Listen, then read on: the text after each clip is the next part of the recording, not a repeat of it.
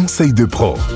Les assureurs incitent souvent leurs clients à faire un versement sur leur assurance vie avant 70 ans. Pourquoi ? Effectivement, cet âge de 70 ans, c'est vraiment un âge charnière en matière d'assurance vie, tout simplement parce que la fiscalité va être radicalement différente. On a un avant et un après 70 ans. Pour ce qui concerne la fiscalité, effectivement, l'assurance vie, on dit souvent que c'est le placement préféré des Français, c'est un outil qui permet de transmettre de l'argent à un bénéficiaire en cas de décès à un coût fiscal qui est vraiment très intéressant. Si effectivement on considère les abattements ordinaires en matière de droits de succession, actuellement c'est 100 000 euros par an, par enfant, en matière d'assurance vie, le bénéficiaire va pouvoir percevoir un capital jusqu'à 152 500 euros sans avoir d'impôt à payer. Et ce qui est encore plus formidable, c'est qu'il n'y a pas de conditions de parenté exigées. Ça peut être un ami qui va pouvoir effectivement bénéficier de cette fiscalité avantageuse. Ça serait la solution à beaucoup de problèmes du coup. C'est un très bel outil de transmission. Alors ça ne concerne effectivement que de l'argent. Je ne peux pas transmettre un bien immobilier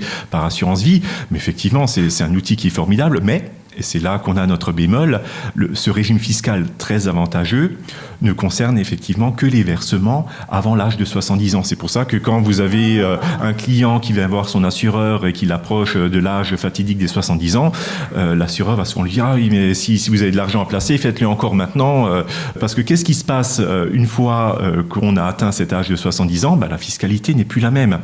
On va, toutes assurances vie confondues, regarder combien la personne a versé sur des contrats d'assurance vie après 70 ans et j'ai un abattement de 30 500 euros. C'est-à-dire que je fais mon total des versements, j'enlève 30 500 euros et ce qui dépasse va être rajouté à la fiscalité successorale. Donc en fait, ce qui dépasse mes 30 500 euros vont être finalement fiscalisés comme le reste de la succession. Donc si finalement, par ailleurs, j'ai déjà dépassé les abattements et que je suis déjà assujetti aux droits de succession, on va encore en rajouter une couche. Fiscalement, on n'a plus ce régime très intéressant, 152 500 euros sans fiscalité, c'est vraiment considérable. Et donc, c'est lié à l'âge. Du jour au lendemain, vous avez 70 ans, vous faites le versement, vous l'auriez fait un jour plus tôt, le régime fiscal était différent.